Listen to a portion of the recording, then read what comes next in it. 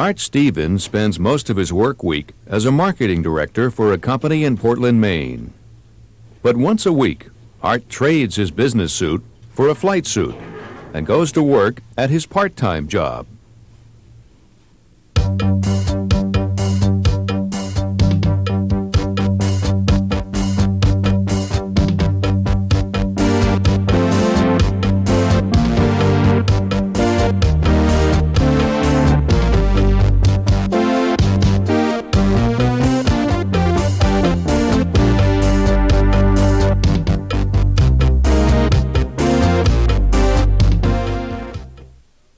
Art Stevens is one of about 1,000 members of the 101st Air Refueling Wing at Bangor, Maine, collectively known as the Maineiacs. A unit of the Air National Guard, the 101st has seen a great deal of growth and change since its designation in 1950. As the mission of the wing has changed, so have the men and the machines they use. From propeller-driven fighters to jet-age aircraft, to beyond the speed of sound. Through the years, the one constant at the 101st has been its reliance on traditional guardsmen, citizens of the communities of Maine, to provide the majority of manpower at the base, both on the ground and in the air. In 1976, the 101st traded its supersonic jets for one of the largest airplanes in the Air Force inventory, the KC-135 Stratotanker. The wing's new mission, in-flight refueling of military aircraft. The change was a big one, especially for those who remember flying faster than the speed of sound. There has been a significant change over the last 10, 20 years, primarily due to the needs of the United States Air Force. And that need is because of changing world conflicts and events. And the biggest change as far as the 101st is concerned is the United States Air Force is more dependent upon our unit now in the event of a national crisis than ever before. This increased status of the 101st is a result of its refueling mission, which demands a closer relationship with the active duty Air Force, a mission supervised by the Strategic Air Command. The Strategic Air Command is the primary tanker manager for all of the United States Armed Forces. And so as part of that team, we're in the business of refueling anything that belongs to the U.S. or its allies. During the wing's transition, Art Stevens saw an opportunity to return to a passion of his youth, flying. Having flown as a flight engineer in the full-time Air Force, Art jumped at the chance to get back into the air. Having an interest in flying, having done it for 8.5 years prior, I threw my hat in the ring and was fortunate enough to get one of the 8 part-time positions to fly as a boom operator here in Bangor. After training, Art returned to Bangor to become one of a special breed of airmen, the boom operator. Boom operators joke of being the only enlisted men in the military who are driven to and from work by officers, and their workspace is usually more than 20,000 feet off the ground. Most people would agree that 2 planes flying in close proximity is a dangerous situation. For the boom operator, it's a job requirement. At work, the boom operator lies on his stomach, braced by a chin rest, with his hands controlling the boom. Looking through a small window, he guides the receiver jet by radio to an imaginary envelope in the sky behind the tanker. Once the jet is in the envelope, the boom operator flies the boom to the proper position and begins refueling. It is a process that can be complicated by many factors: turbulence, darkness, weather, all at speeds in excess of 300 miles per hour. You've got those fellows, 30-odd feet moving through the air together at those speeds, and there's not much margin for error. And the safety of that whole thing, once that guy comes into the pre-contact position, is laid on the responsibility of the boom operator. So they do it so routinely that you tend to forget how difficult it really is.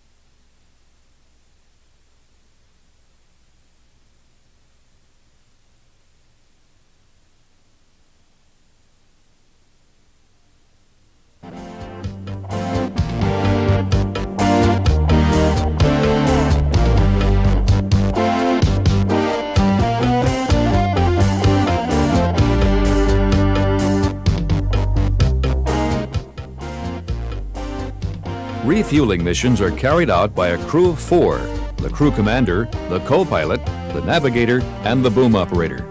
At the pre-flight briefing, the first step for the crew is a weather check. Could kick off some snow down your neck of the woods beginning later tomorrow. Otherwise today, not a bad day, just cold and windy.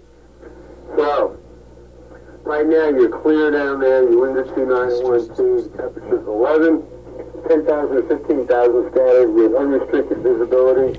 Winds in there real strong, 29 at 90, and coming back in the Bangor, 1650 to 1850, scattered at 4,500 and at 8,000 with unrestricted. Other than the turbulence, I see no real problem. It should be a good day. Earlier, the crew was briefed on the flight plan by the man charged with following it, the navigator.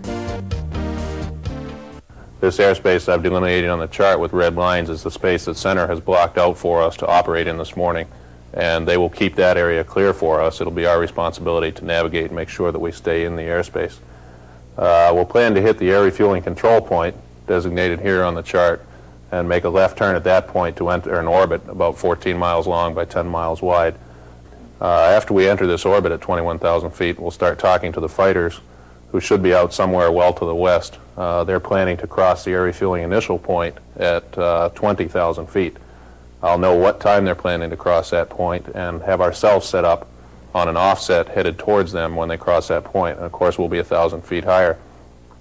The wind this morning is going to be a factor. It's forecast to be about 90 or 100 knots coming at an angle across the airspace. So we'll have to vary our angle of bank occasionally to make sure that we stay in the airspace. It's about 20 miles wide. When we head towards the receiver on this offset, we'll have our air-to-air TACAN set up so that we can know how many miles we are apart. And when we get to the proper distance, we will make a left turn and roll out in front of him on this track between the initial point and the control point, 1,000 feet above him, and we should be somewhere between 3 and 4 miles in front of him. At that point, he will climb up to our altitude as soon as he has a good visual, and we will begin refueling. Each crew member reviews his responsibilities at pre-flight, and all mission possibilities are discussed. 20,000 feet is no place for surprises. The navigator has a rendezvous, and the boom operators have contacts, tanker and bomber air refuelings, 2 F4s and 2 111s. Any questions? That concludes the briefing. We'll bus at 10 after. Refueling aeroplanes in flight is not a new concept. Stories abound of early aviators throwing hoses over the side to friends below. But the first recorded pipeline refueling came in 1927 between 2 of these U.S. Army biplanes. By 1950, the U.S. Air Force had introduced in-flight refueling on a large scale, employing the KC-135 Stratotanker and its flying boom, both developed by Boeing. The boom normally can be extended out as far as 20 feet. At this point is about the 12-foot extension mark, and this is where we usually like to see the receivers when they're hooked onto the end of the boom. This color code is significant for quite a few of the fighters that we refuel, in the respect that when they see this green, that means they're in a perfect position. But for example, if they push the boom in while it's connected and they start seeing the red getting close to what we refer to here as the ice shield or the shroud that surrounds the boom, then that is an indication for them that they should take the boom back. There are other methods that the receiver pilot uses other than these visual clues, because you take a B-52 bomber or some other ones where the boom is connected aft of the front windshield. Then they look up underneath the KC-135 where we have what we call pilot director lights, and switches that are located in the boom will turn on certain lights at certain distances. So when he has a green light, that means that he's at the perfect telescoping position. And when he starts seeing a red light, it could mean to him that he has pushed the boom in too far, and then he takes it back.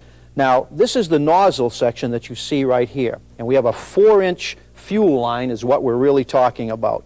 And this is the baby that's capable of transferring the fuel that goes through there. It can go as much as 1,000 gallons a minute. Now, Once the receiver airplane, we're all lined up, the boom operator extends the boom into the receiver receptacle.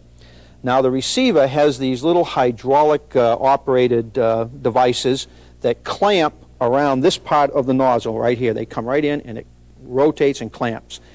If the boom is not perfectly positioned by the boom operator going in, there's a little ball joint assembly here that allows the nozzle left and right and up and down movement. And so that gives you a little leeway.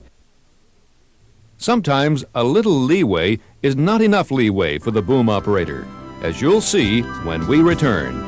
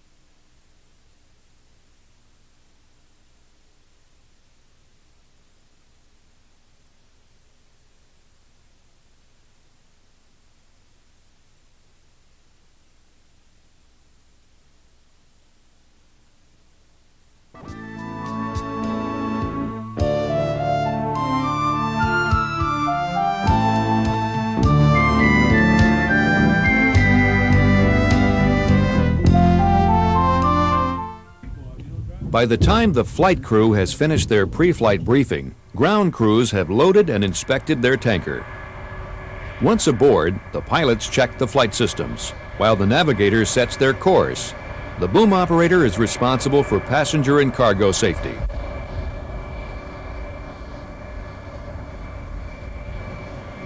It is the safest airplane in the United States Air Force, and the crews are trained to handle emergencies, but we very, very seldom have anything go wrong. Most of the credit for the safety record of the aircraft of the 101st must go to the maintenance squadron, who keep the unit's 10 tankers looking like new, despite their age. Even though this airplane is an older airplane in what people think of being old, they think of a 57 Chevy. This is a 1957 KC-135E model. We try in the inspection docks here to keep it looking like a revamped or a remodeled 1957 Chevy. This is one of our goals, is to keep this piece of equipment looking as good and flying as best as we can. Over the last 10 years, the maintenance squadron has modified all of their tankers with new, more fuel-efficient engines, modern navigational equipment, and more, earning awards and a reputation throughout the Air Force.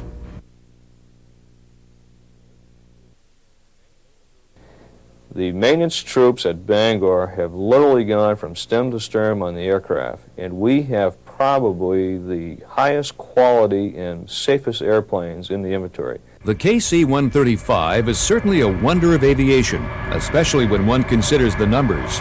Empty, it weighs 56 tons, yet it can carry almost twice that weight in fuel. In fact, the fuel one tanker can carry in one flight would last the average car driver 46 years. You can fly 8,000 miles, very comfortable, can carry upwards of 80 passengers and 40 tons of cargo in addition to doing its refueling mission. So it's an extremely versatile airplane, and it's a very, very comfortable airplane to fly. The crews like it a lot. The tanker carries its fuel in special bladder cells made of expandable rubber and nylon. These fuel cells cover the entire belly of the aircraft as well as the wings.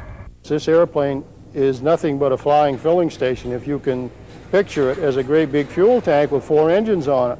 Most of the fuel that is stored in the wings is for the actual use for takeoff and landings, and also flying the mission for the engines that are on the KC-135. The boom operator is responsible for keeping the tanker's fuel load balanced in flight. This is accomplished by pumping fuel to cells where more weight is needed.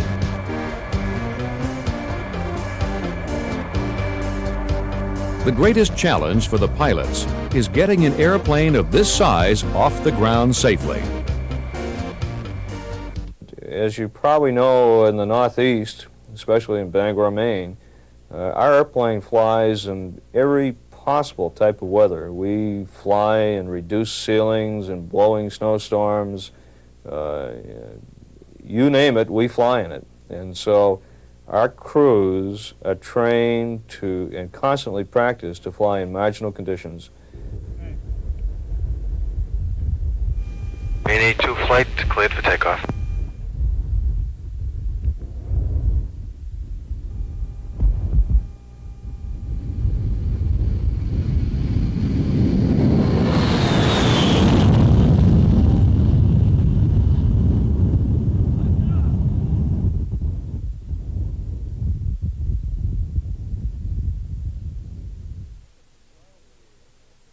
Probably a testimony to the professionalism of the Bangor crews is that, unlike the regular Air Force of Strategic Air Command, we don't fly as an integral crew where you always fly with the same fellows.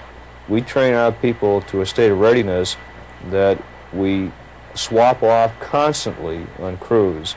And a fellow who is running an office supply business tonight will be a navigator, may fly this evening. He may fly with a school teacher, he may fly with me. And so we share all these responsibilities with constantly changing crews, and I think it's a tribute to the professionalism of our people that we can do that safely and effectively. Maine A2 flight contact departure. Steady 278, 2500 climbing.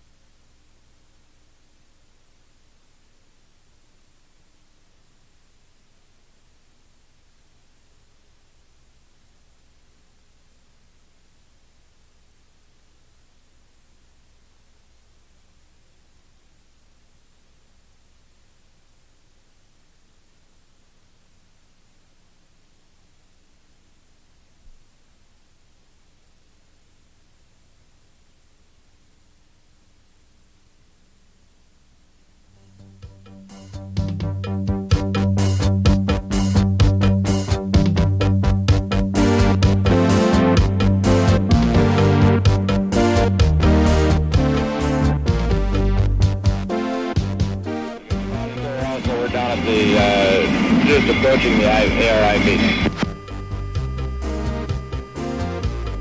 Okay, we're at flight level 210, altimeter is 2992, say altitude. 2992, and we're at flight level 200, nose is cold, ammo 0. Roger, what's going to be your true airspeed for the rendezvous? That'll be about 450 coming in. Coming down. Okay, why don't you come in and join up on us? We're presently at flight level 210. At this point, the mission commander turns control of the tanker over to boom operator Art Stevens, whose day job in marketing couldn't seem farther away. Am I clear to the contact? You're clear to the pre-contact. Call and stabilize.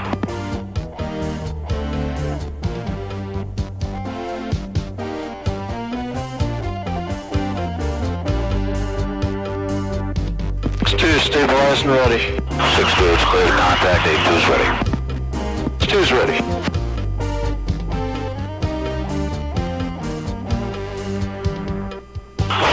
Stabilized.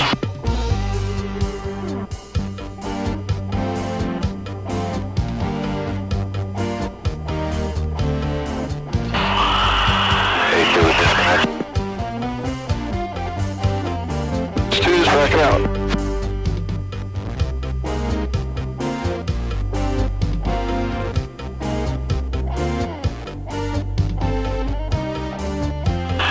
Contact. 2's contact.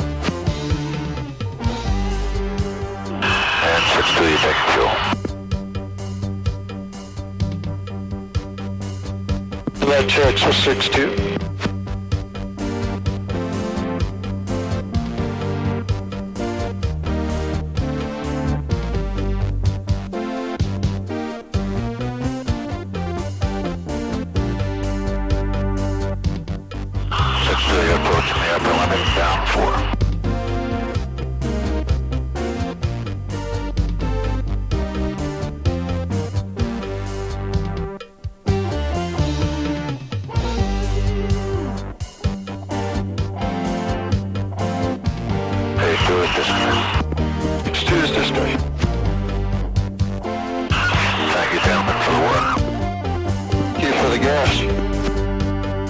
Most people just absolutely love the job that they're doing. That includes myself and all the boom operators and like Art and everything.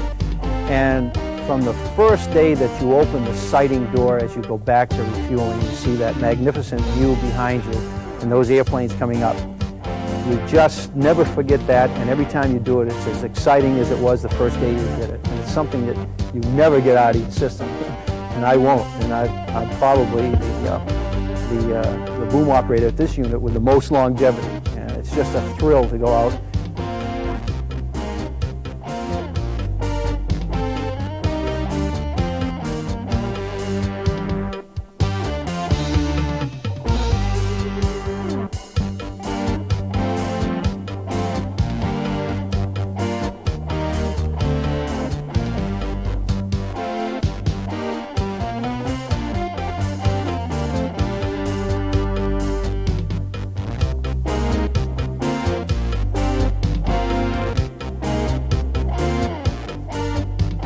When you come out here and you look around, you see a special dedication and esprit, which probably has a lot to do with down east hard work and integrity, you know, wanting to do the job right.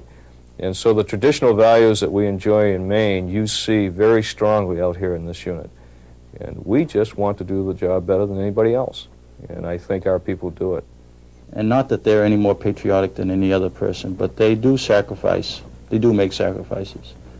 There are times when they must be here, either on nights and weekends, and quite often on holidays, to provide the support for the defense of this country that's required. And quite often we don't realize that these sacrifices are made, and I think probably this would be an opportunity to take the hats off to them.